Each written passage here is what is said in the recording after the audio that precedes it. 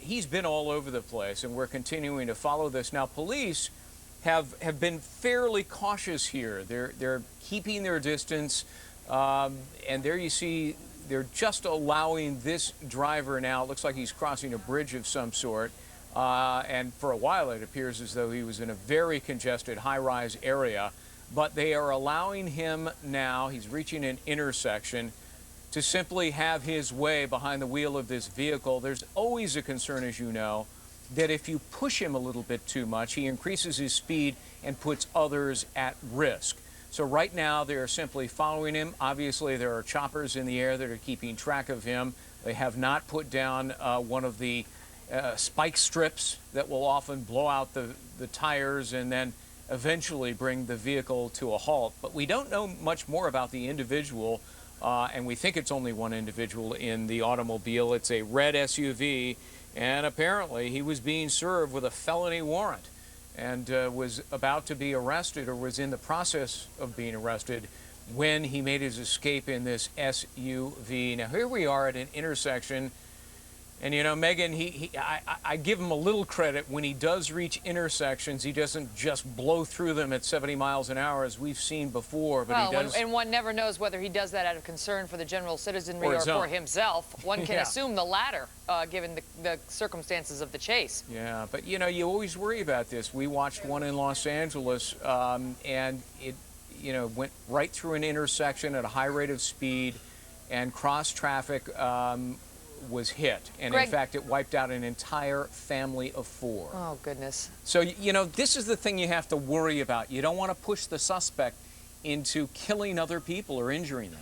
The windows of the SUV are dark. We can't see in from this vantage point as we take the local coverage from KDFW, our affiliate in Dallas. Have we seen or read anything on the wire suggesting there is more than one person in this vehicle? We have not. All we know is a felony warrant was executed at that particular address that I gave. And I can see here, I'm trying to do 2 things at once, but I don't see any additional information about a passenger or passengers involved in this low speed, then high speed chase. When he was out on the highway, Megan, I mean, he was really booking it. How long has this been going on, Greg? Well, let's see here. If I look at when this was first reported, you're talking about, it's been going on about half an hour. And we've been watching this guy. You can see the police keep a safe distance until generally they're given an opportunity. I mean, we've seen them use the strips in the past that Greg mentions. That has not yet been done to our knowledge. Now he appears to be slowing down, making a turn up on a sidewalk to get around the traffic. And look how slow they go, but they just, for the public safety, don't ram a car in the middle of a car chase. They generally let it come to a more natural conclusion, and it always does. And it always seems to follow something along these lines, Greg, where they're either executing a felony warrant or they've caught the suspect in the midst of another crime. But one has to wonder how the execution of that warrant was pursued if the guy had the time to get into his car and drive away. We don't have answers to those or many other questions at this moment. Well, you know, it's altogether possible, and we've seen this before. You know, they go to the house, and suddenly out of the garage a vehicle emerges, and you know, you don't always anticipate that sort of thing. There are other alternative here, Megan, other than the spike strip is the pit maneuver. And you know, you and I have seen this unfold many times before, in which, and it usually happens in a residential area, when the suspect vehicle slows down, police are able to approach from the back and aside, and what they do is essentially sort of butt the back end of the vehicle from the side, and it will often misdirect the suspect's vehicle to a stop, you know, into a center divide or off onto the right-hand side of the road. But we haven't seen that yet, and it's probably a little early yet in this low and high-speed chase. Back on the highway now, as you can see. And there, you know, there's the immediate patrol car behind, and, you know, just keeping pace, keeping track. There's no hurry unless and until the driver of this vehicle really begins to endanger lives. And they are in the middle of the day, as are we here on the East Coast. So, you know, so often we see these chases evolving at this hour. Much tougher to do around rush hour. You can see the highway is relatively empty right now. So often in these chases, we wind up seeing the person who's being pursued up on the sidewalks, as we did moments ago, up on the medium, as could still be the case, going the wrong way down a one-way street. That we haven't seen yet, to my knowledge. Right. But you can see he seems to be picking up the pace a bit now, Greg, as they appear to be on a highway, but not, not a major six-laner. They still seem to be passing some residential areas, or at least some commercial areas there, as we look at what appears to be an office building. He just on the went right. through a traffic light, which was green. And so this is probably not your conventional freeway highway. And there you see, went underneath a highway overpass. Now it's hard to keep track of him because, once again, he's returned to a very high populated, high density, looks like, I mean, it could be downtown area of Dallas. And now he's flipped around onto the highway, and there it is from a different vantage point. And again, you're seeing cautious police conduct here, which is the right thing to do. I count 3 police cars following this guy on this highway. He seems to be going perhaps a little faster than some of the cars, but not at an extremely high rate of speed. Sometimes we see these guys go up to 100 miles an hour. Sometimes we see them doing erratic moves on the road, which very often results in information that they were on drugs or there was a drinking issue. It's the middle of the day in Dallas, Texas, and this guy was apparently in trouble with the law for what we do not know. They were trying to execute a felony warrant, is what we've been told. Police do believe this man is armed. Dallas police, FYI, are not allowed to give chase unless it is a known felon. So you don't see this happening that often in Dallas. This guy is believed, or gal, we don't know, is believed to be a known felon. They were trying to execute a felony warrant on him. Yeah, when aggravated assault, apparently. Now we're getting some additional information, Meg. The man was being served a warrant for aggravated assault, and that led to the police chase. 3 Dallas police officers are following the man who they believe to be armed. So there's a critical fact now that will certainly play into the equation of how to handle this situation. But you're right, some jurisdictions do allow police officers to take more aggressive action to stop a fleeing felon, known felon. Others do not. And here you see police. And look at the rear of the SUV, Greg. I don't know why it's doing, but it seems to be bouncing up and down a bit. And maybe that's just the road and the size of the vehicle going up and down. But there seems to be a little motion in the rear of the vehicle. We'll see whether there's any cause for that other than the road, as he continues to speed up and slow down, followed by what we counted were 3 police cars, although there could be more. And at some point, they could set up some sort of a roadblock, Greg, although we rarely see that when it involves a major highway. The only problem is, this guy has been on so many different highways in such a short period of time, it's hard to know which one he's going to choose next. He can get on and off, and, the arteries in and around Dallas, Texas are fairly frequent, and, you can maneuver in and out, and you've got to be, in order to segregate the traffic in advance, you got to know where he's headed. And that's always a tough one here. Greg, let me stand you by as we want to dip into the local coverage of our KDFW affiliate in Dallas, Texas. So we're going to see Dallas police aren't going to stop shadowing this man. They're going to try at some point to get in front of him, depending on which way he's coming. Sean, he's coming 35 south? Yeah, let me ask you this. As he kind of makes that pass right there and needs to start making some decisions here, he's coming up on the exit for 30, I believe, as he continues on 35 south. So you can hit up 35, the exit to 45. And as he it looks like he's going to continue on 35 south, although he is getting all the way over to the right-hand lane, so those lanes would take him 35 south toward Waco. Sean, we heard some initial reports earlier that this was perhaps an armed robbery suspect. Anything on that? I am not able to answer that at the moment. Okay. What I can tell you is that they were attempting to serve an arrest warrant, according to my sources, for aggravated assault. All right, we are now on 30 East, headed toward Texarkana. He has gone kind of through that area, and it looks like has chosen 30 East. Mixmaster and went back to 30 East. Yeah, through the Mixmaster, and looks like he's getting over into the left-hand lanes, which will continue on 30 as opposed to getting off over there by Lamar Street. So we're looking at now this suspect being chased, police pursuit in chase of what's possibly an armed suspect in that red SUV that we're looking at. heading on 30 East, just outside of downtown Dallas. To recap for folks who are just now joining us as it's the bottom of the hour, it's thought at this point that these could be armed robbery suspects. Police believe the driver is armed. We are now getting new information that perhaps there is a child in this vehicle as well. We know that there are at least 2 people in the car, the driver and someone who appears to be in the front seat. Again, okay, so the gang unit is holding an aggravated assault warrant against the suspect who shot at the complainant last week. Okay. So we know last week he was packing a weapon. We know that much. Sounds like as well, they're telling me in my ear that we may have a female hostage on board, that perhaps that person who is in the front seat of this car is not necessarily there on their own volition. Yeah, that's what I was telling you. There's a woman in that car, could be a kidnapping, maybe a child. Trying to confirm that through my sources on the street. Okay. Now, are they still heading now? Is this, we're still looking at 30 East? Yes. Is that? And I'm struck by how light the traffic has been, because this time of day even you can run into a lot of gridlock in that Mixmaster area downtown.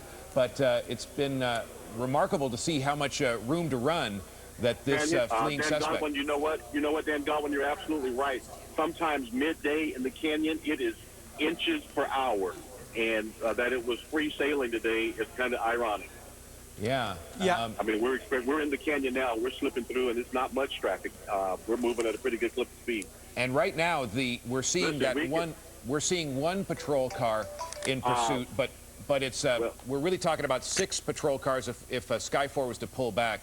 You're talking about more than that. We just got passed by one of the SWAT SUVs and another squad car. So Dallas police are moving around in trying to get in position here. They're calling folk who are working other jobs at this moment in this area. They're alerting folks to the east. Mesquite's going to get a heads up in a minute if they haven't already. He's continuing to head east on Interstate 30 at the moment. Yeah, he is continuing east on 30 at this point, Sean. It looks like I believe we're past the Grand Avenue exit at this point. So, yeah, the next destination, of course, Mesquite. You know, and again, as a reminder for folks that are tuning in and wondering about how Dallas police handle this as they head outside of their jurisdiction, you know, Sean, if you could remind us. Haskell right now by the Baylor Medical Center area, the exit for that is headed east. Yeah. Okay. So, you know, and again, because we're talking about suspects that they believe were involved in a violent crime, they're going to continue to follow this guy, right? Well, certainly, if in fact the woman is in this vehicle, as we have just suggested to you, and if she was in fact shot at last week, according to my sources, there's no way that they're going to back off on this matter. And Sean, again, based on the information you have, we're talking about possibly 2 hostages in the SUV, right? That's the possibility. That's the possibility. I got cops all around me here on I-30 now. Some of them are throwing their lights on.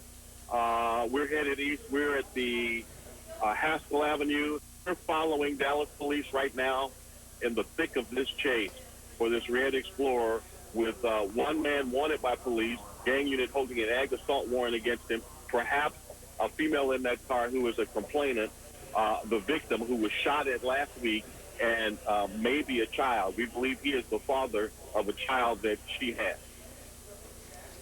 Okay, our latest update on our location here is I-30 eastbound, approaching Dolphin. And still rolling straight, correct? Yeah, they're definitely rolling straight at this point. And Sean, you know, looking at that car, at the speed of it in comparison to the other cars on the road, I mean, we're talking about a chase that's, you know, about 70 miles an hour. You know, while that is an accelerated rate of speed, you know, and again, you know, you got choppers in the air, you got 6 cop cars behind this guy. This is really a matter of time here. I mean, this guy isn't getting away anywhere. That really may explain why he's not in a rush. It's going to depend on where it ends and how it ends and what happens in between. That's where we are now. Officers some of them who have passed us have jumped off the freeway at various exits. They're clearly trying to make a large perimeter, and some of them are following on side streets that are not on Interstate 30 right now, just in case he decides to dip south or dip north. They're trying to run parallel to the chase proper, as well as those who are following behind. And this is about as tricky as I would think it would get for law enforcement, because if you have a fleeing suspect who may be armed and 2 hostages, including a baby or a very young child, in that vehicle, I'll tell you, it's the choices that officers make would have to be very, very carefully considered. Right. Of course, now. And we continue to watch this, and as we do, we want to bring in our special guest, Christopher Voss, who is a former FBI special agent and hostage negotiator. Christopher, thank you for being here. As we learn that now this person on whom they attempted to serve a warrant for aggravated assault this morning, but instead took flight in his car, it may have in the car with him 2 kidnapping victims, a woman and her child, and he may be related to that child. He may be the father of the child that's in that car. We don't know for sure, but the reports are that this woman he has with him may be the complainant in connection with the aggravated assault warrant attempted to serve on him. How do the agents go about talking this man out of this conduct? Well, a couple of different things are going on at the same time. This guy's obviously indicating a very strong will to live by fleeing, which is a good sign in terms of any negotiation, because it's far more successful if the person you're talking to wants to live, and you will see that more in their actions really than their words.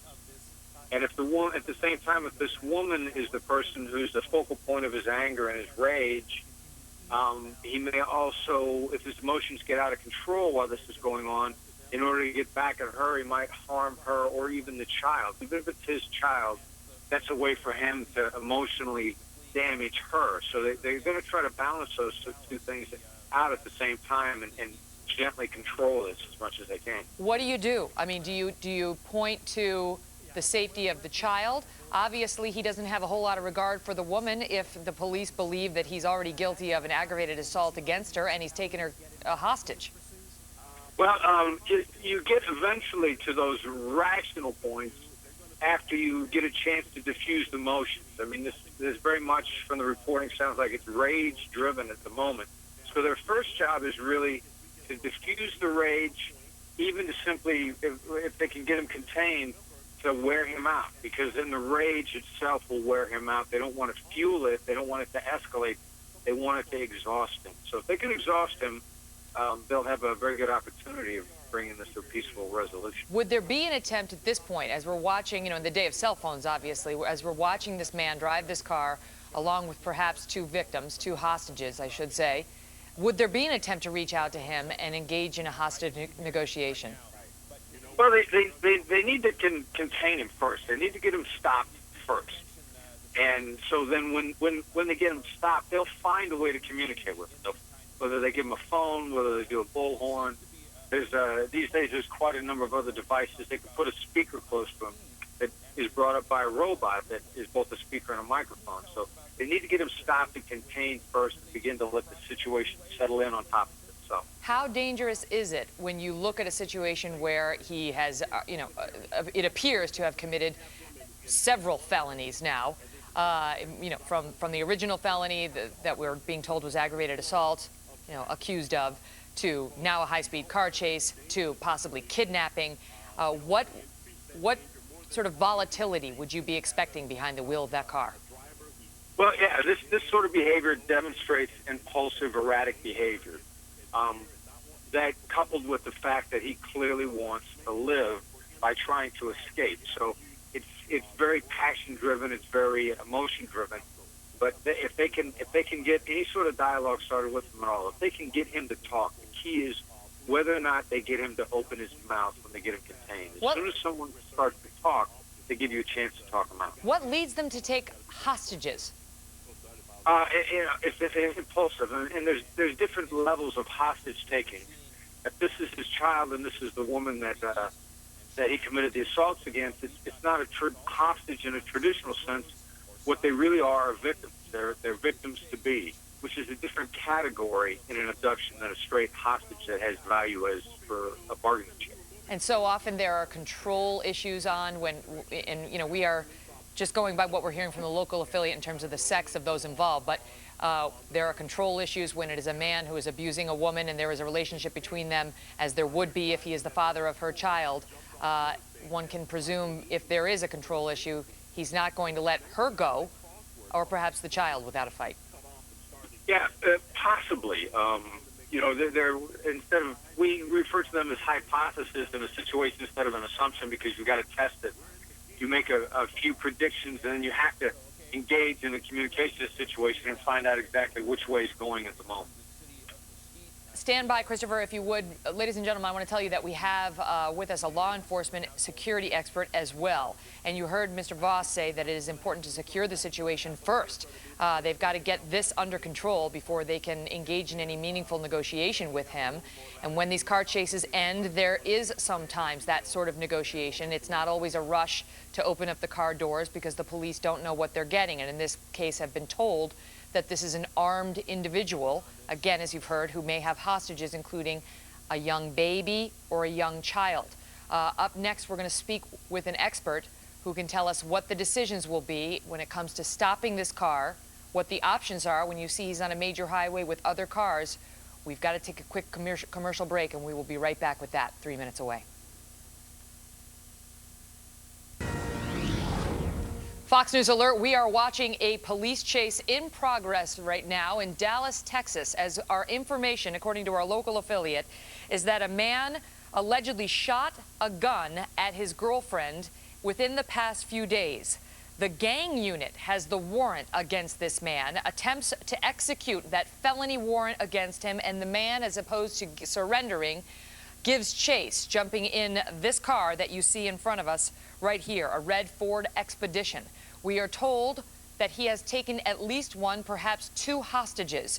Those hostages are believed to include his girlfriend, who was his attempted victim, or his alleged victim, as well as a young baby or young child who may be the child of the suspect driving the car. This has been going on now for about 45 minutes in and around Dallas, Texas.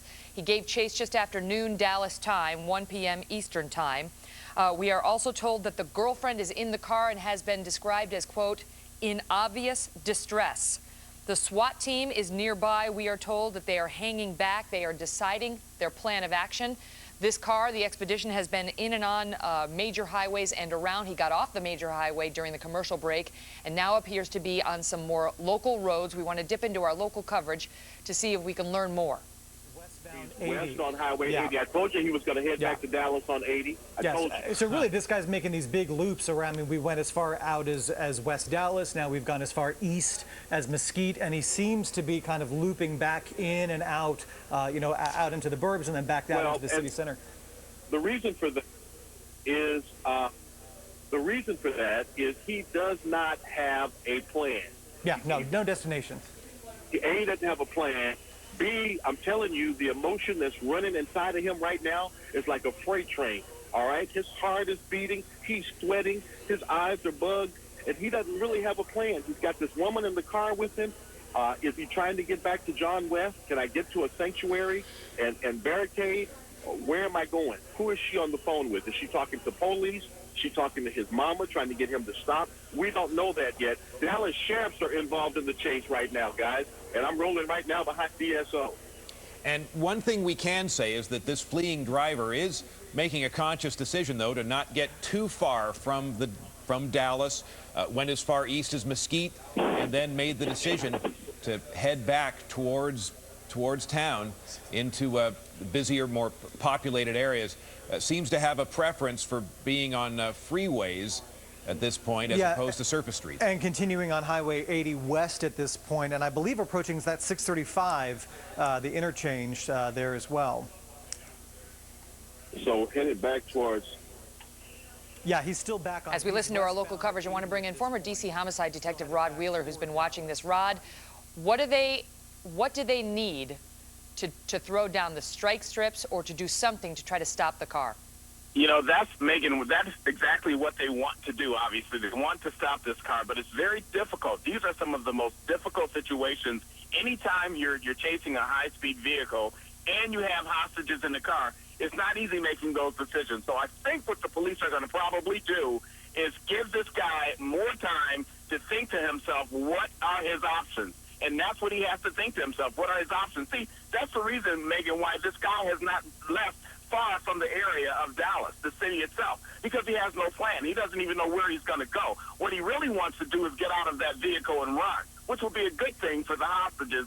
But he's afraid that if he does that, he'll get caught by the cops as well. So I think the cops are just going to continue to give him as much time as he needs so he can think this thing through. Hopefully they'll get in contact with him via cell phone, or maybe the woman that's in the car with him, and somebody can talk him into stopping. Right, because we are told that not only was the woman in the car described as in obvious distress, but was seen talking on her cell phone. So whatever he's doing, he's not able to stop that. We don't know what seat she is in the car, and we haven't been able to confirm that there is a child in the car. We just heard that reported earlier, that it may be their child. We are told now between 6 and 8 marked units are in pursuit. Rod, I want to get back to you right after this break because we have to take our commercial break. We're 20 seconds from the break, and I'm going to continue this with you on the other side of it. But I want our viewers to know that this man is accused of allegedly shooting a gun at his girlfriend yesterday. He's said to be armed and dangerous right now. She's said to be in the car in distress, along with potentially a child. And this man is wanted for now several felonies. As we continue to watch this chase in Dallas, Texas, we'll be back in 2.5 minutes. Fox News Alert as we continue to watch this car chase in and around Dallas, Texas. As you can see, a red Explorer now taking police on what is almost an hour-long car chase. We are told that he is armed and dangerous and wanted by the gang unit in Dallas, Texas. We are also told that he has at least one hostage in the car, perhaps as many as 2. One hostage said to be a girlfriend of his at whom initial reports suggest he fired a gun yesterday or a few days earlier. This is all unconfirmed right now. These are just according to random local reports that we're getting. We are not in a position to confirm those. We can only go by what the locals are telling us. There are also reports that there may be a baby or a young child in the car who could belong to one or both of the people who are driving and as passengers in that car. We are told that the girlfriend in the car is in, quote, obvious distress. We are told that the SWAT team is following him, up to 8 vehicles, that they are hanging back for now, deciding on their plan of action. He's been running red lights. He's been driving erratically. He's been driving up on sidewalks and appears to be doing loops in and around the city of Dallas, heading east towards Mesquite and back into the city and so on, as he comes up with his plan of action. We are also told, at least some reports suggest, that he is talking to police and may be engaging in some sort of negotiation to stop the vehicle. And that's about all we know in terms of his state of mind right now, other than the speculation that we've gotten from our experts who suggest this man must have a strong will to live because he's given chase, as opposed to just surrendering when a felony warrant was attempted to be executed on him today. Let's take a listen to our local KDFW coverage for a moment. Telling me, my sources are saying that they asked DPS not to deploy any more stop sticks. You hear what I'm saying? Right. So they're asking him not to. That tells me what? That perhaps they're anticipating then that that situation can be ended.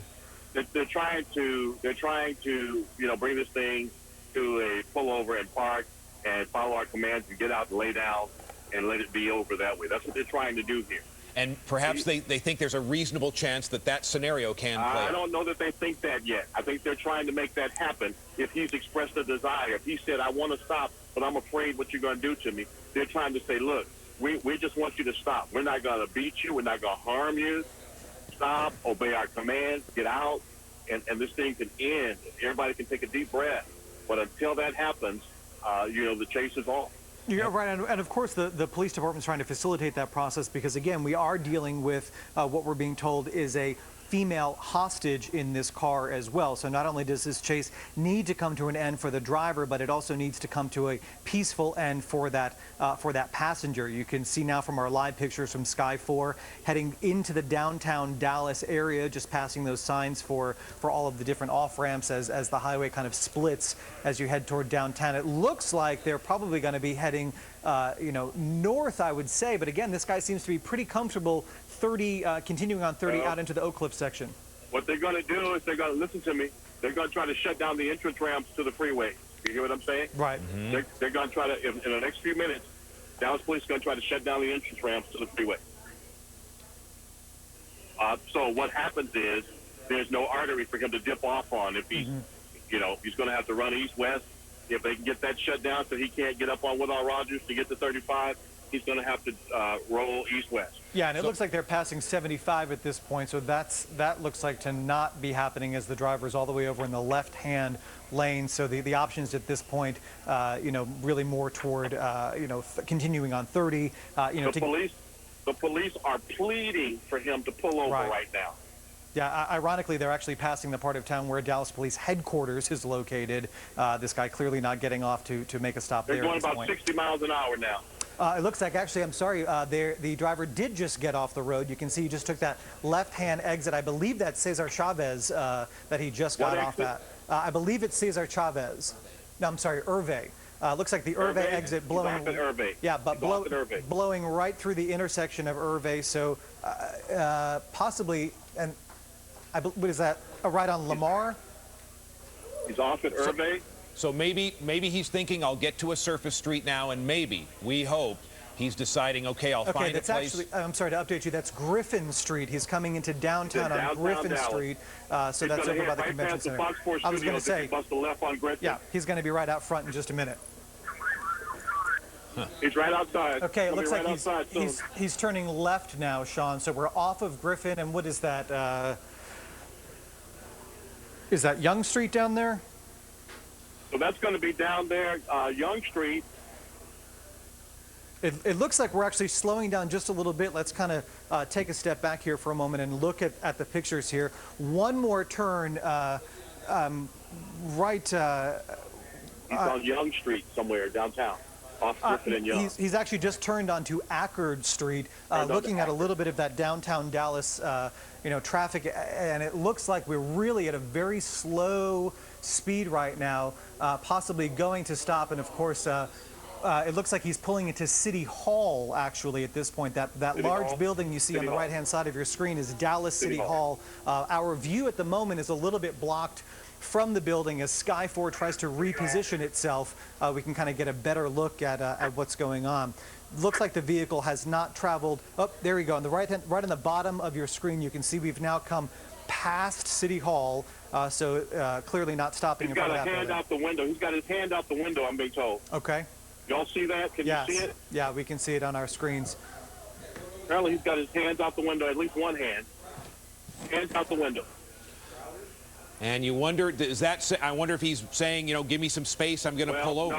No, if he's got his hand out the window, he's trying to indicate that, he may be trying to indicate he's trying to end this thing. Now, here's what the police have to be concerned about.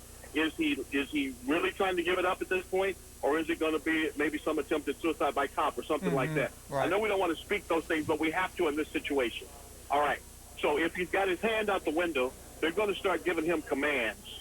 Oh, okay. Here we go. It looks like we're making a left here, going the wrong way. This is again the wrong way on a one-way street. If you're familiar with downtown Dallas, you're looking at a bit our vantage point blocked a little bit by the buildings right now. But the suspect traveling the wrong way down a one-way street in downtown Dallas. What street is he on? Sean, I'm going to need a little help with that.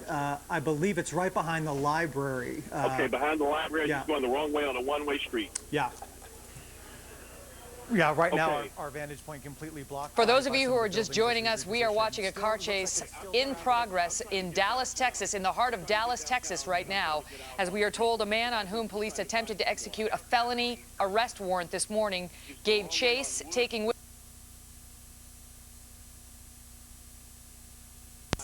said to be his girlfriend, said to be a person on whom he attempted to fire a gun yesterday or within the last few days. We also heard reports early on that there may be a child or baby in the car. All of that unconfirmed. The gang unit, we are told, is the one that tried to execute the warrant. He's been going around in circles in and around the city. Now he's smack dab in the middle of Dallas, Texas. The girlfriend in the car is said to be on the phone and, quote, in obvious distress, or at least was as of 30 minutes ago. The SWAT team has been following him. That is the first contact we've seen between the police cars and this red Explorer. As you can see now, he's been going down the wrong way on one-way roads, up on the medians we saw earlier, and in excess of 60 miles an hour on the highway, which is not unusual but very dangerous given that this man is disregarding traffic signals and other laws. We are told that the police are pleading with him to pull over. We'd been told that he was planning on doing it. It looks like it's coming to an end. Let's listen.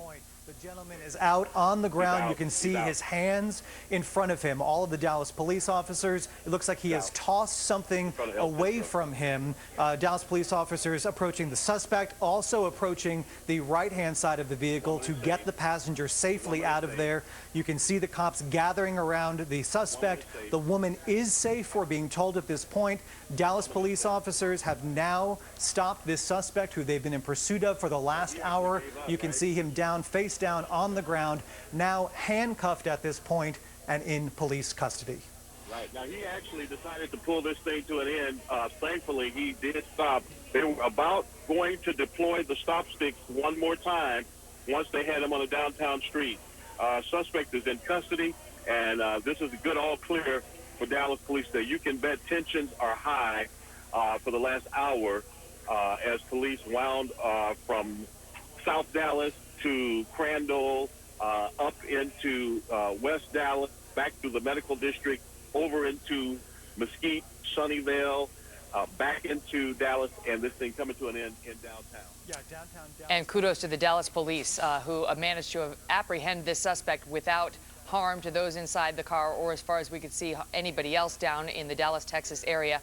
So as you could see, it does not appear that there was a child in that car as the police opened up the back seats or the back doors and appeared to not reach in. There was, however, a woman, as initially reported, in that car with him. She was described earlier on as a hostage, and she will be debriefed by the police as well. We were told earlier that she was his victim in an attempted shooting a couple of days ago, and we are led to believe that that is the reason the police showed up at his house this morning or wherever he was to execute the felony warrant. And that is where this car chase began. You can see it ended in the middle of downtown Dallas from the look of it, and Dallas PD has got their man. As we so often say at the end of these chases, enjoy prison. We'll move on to other news. And